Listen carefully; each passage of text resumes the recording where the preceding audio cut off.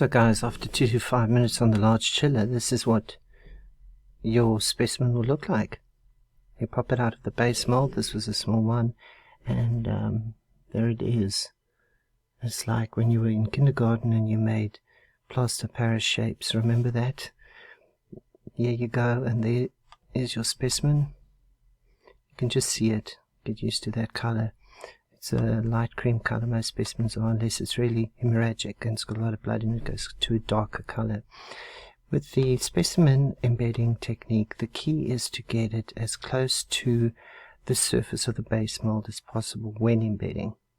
So we want it as close as possible to, yeah. Now for some students, that's like, wow, what on earth is he talking about? It's like, you've got to think three-dimensionally, and if that's a problem, take your time. Remember, this specimen was this way around. This person's popped it open that way. So when you took the specimen out of the cassette during embedding, you poured a little bit of wax in, remember, and then you put the specimen right over here in the middle and in onto the small chiller plate, and you fixed it quickly, a couple of seconds. But the idea was that you pushed it gently. I didn't tell you, but you do. Push it gently down onto the surface of this stainless steel base mold. Why? Well, the next phase, which this video is about, is microtoming or cutting your section.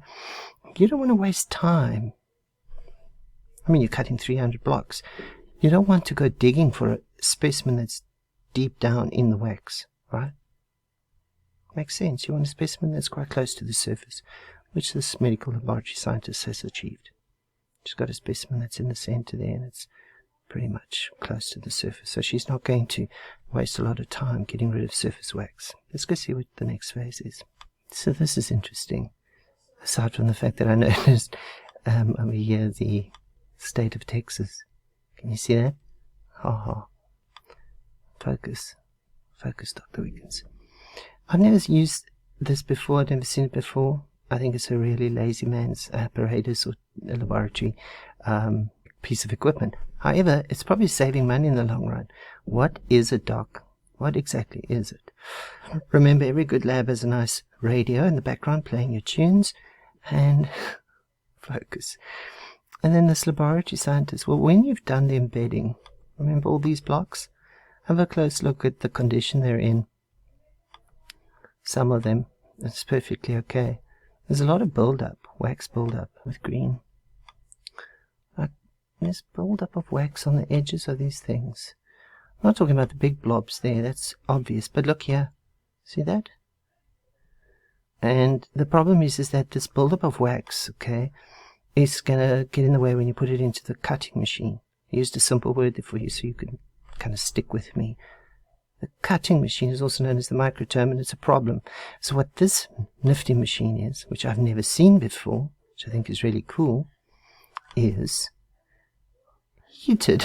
It's just heated, and you place your wax block on it, and it melts the wax, and it runs into that groove, and then you can, well, you can save it. Isn't that fantastic? You can keep it, recycle it, reuse it. And I think that's great because, you know, this planet is going to hell in a handbasket, overpopulation, etc., global warming. So recycling and green implementations in laboratory practice is a new wave, and it's very important. And this is, I think, a good start to saving materials and making things a little more cost effective.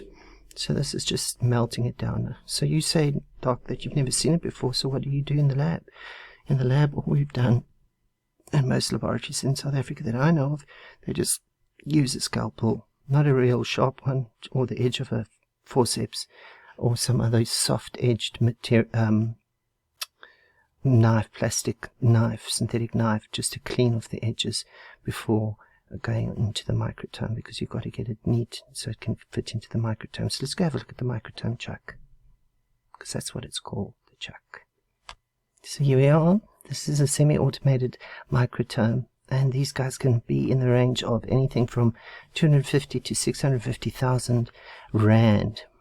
And most of the microtomes we have in our laboratories in South Africa are semi-automated or completely manual. They seldom use fully automated microtome, just because having your hands on this machine is so important when you're doing small biopsies like she's doing here, skin biopsies, melanomas, and you want to really preserve the tissue. You don't want to lose it.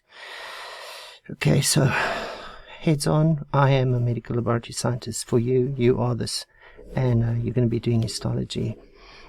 Think of sitting there with a patient's biopsy, possibly malignant, and you have to do a number of levels. It's called levels, where you take a section, then you cut 10 sections in, take a section, cut 10 sections in. When I mean take a section, that's the one you're going to take for the pathologist. So you've got to work really conservatively. So there's a little bit of training involved with microtome work. And this machine has, and it comes with practice. It doesn't matter. I mean, you guys will learn it. So you can set the cutting speed here and the thickness with which it cuts the sections. And you can set it that it cuts continuous sections, one after another. You can set that it cuts fast and slow and so on, the speed, as I've said. I have no experience on automated or semi-automated machines. At the university, we only have manual, and I think that's a good way to learn. So this black bit in the front here is called the chuck. And the chuck, okay, and I don't have my pen and pad. I'm using my finger. This is a nickname for anyone called Charles or Charlie. And the chuck, as you can see, is a very fixed shape. There's no room for extraneous or extra wax. Hence, we had to clean those blocks before we put it in. Along there, okay, let's use a really bright color, like yellow, is where we would mount the blade. This is fitting for a disposable blade. Yeah, about 50 blades is about 3,000 Rand, and you get about, on one blade you can cut half, so you use half a blade before it blunts. It cuts 3 to 5 microns. It's very exquisitely fine cutting, so it blunts pretty quickly. I'd say you cut about 10 blocks per blade. So it's probably one of the bigger expenses in terms of consumables in the laboratory are these disposable blades. You need a brush to wipe between blocks and clean, so that you don't have carryover from one patient to the next. Huge risk, right? So you've got patient A has a malignancy of the gastrointestinal system.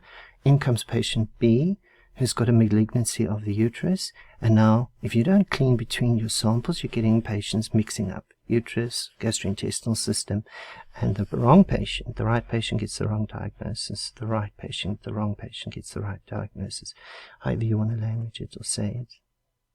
So this moves up and down, this arm. As you can see, there's this gap here.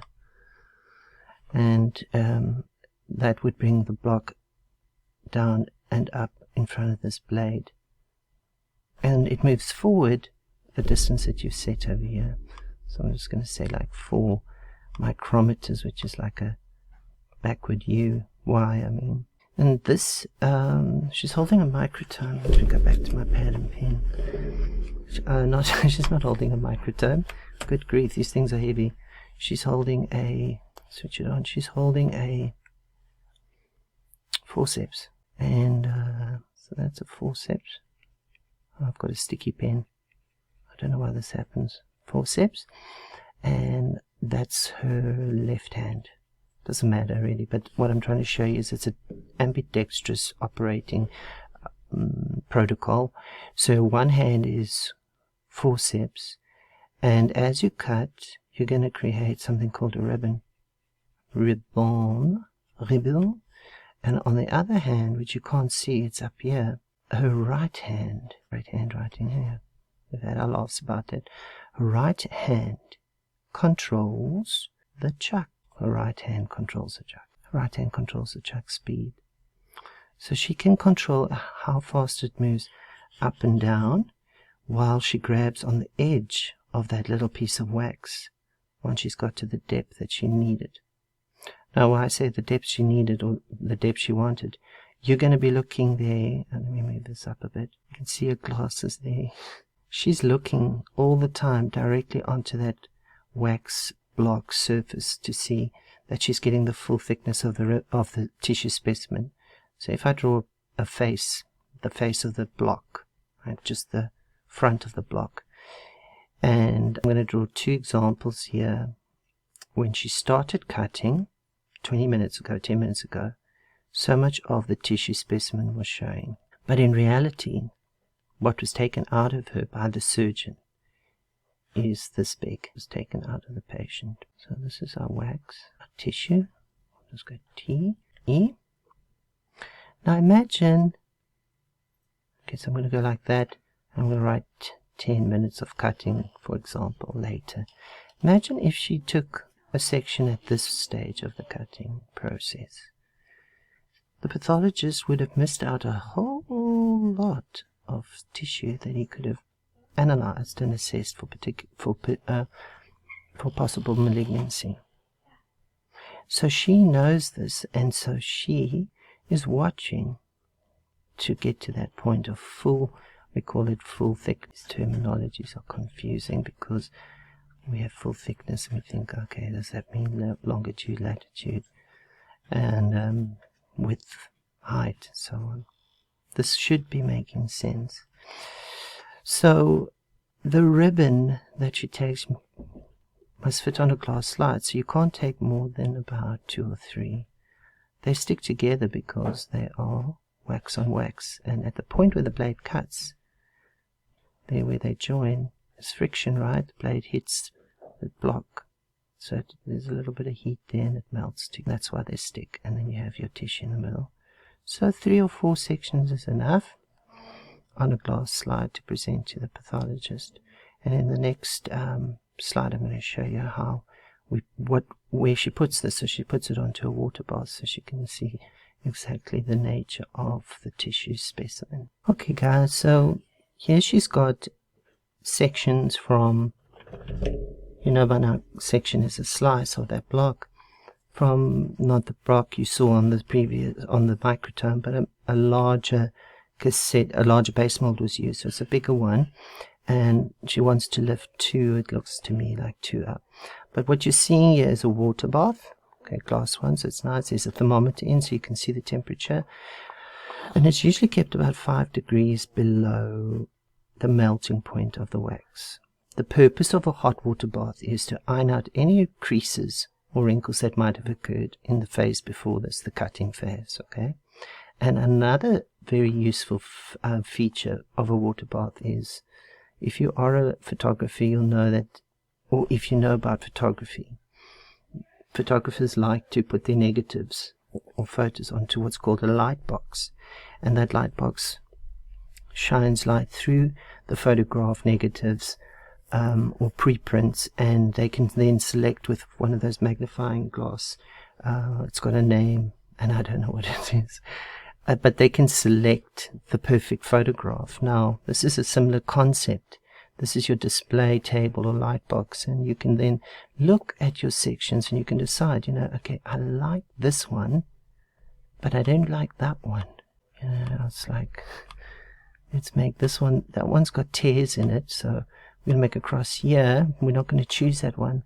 And you just get to see things from a better perspective on the water bath. We're going to select that one and we're going to put it on a glass slide. So in this case though, she's got her slide here in this hand and she's lifting both these sections onto the slide. The next step is to put it into a stainer. Most laboratories now have automated stainers for H&E. This is one of these, it runs along a conveyor belt, and I'm not going to waste time by going into it. Just know that there's the different reagents, the different stains. Eosin is orangey red, and here's your methoxylin, which is a dark purple like red wine. And this is a bicycle chain, literally, and these white things plug in there. And if you look closely, you'll see that the section, the tissue, the glass slide, look there, is actually on the end. See, the glass slide with the patient details is on the end, so it's leaning into the reagent, and this slowly moves along, and then this section stays in the reagent, and then it lifts up, goes in there, and so on. You end up with a stained section. Once you get it through the staining machine, you have to put a piece of glass over it with a thick glue substance called a mounting media. And with the H&E stain, which this was, the blue and pink, you use an aqueous mounting media because it mixes well with the stain, called Uparol. Another one is DPX, and she's just trying to do it as carefully as possible so there's no bubbles that form in this glue, because bubbles on top of tissue makes it hard for the pathologist to actually analyze. There's your cover slips. That's just a orange stick with an earbud on the end to apply this clear fluid, and you can use a forceps. I'm glad she's using gloves. It looks like she's using 2 layers because xylene is irritant, which is the last agent. And this is these are the exact folders we use in our laboratories that we place our patient specimens into. AA, BB, CCC, and so that all belongs to one patient, and this will then go down to the pathologist, stained and cover slipped. And the last photo I want to show you is a stained image.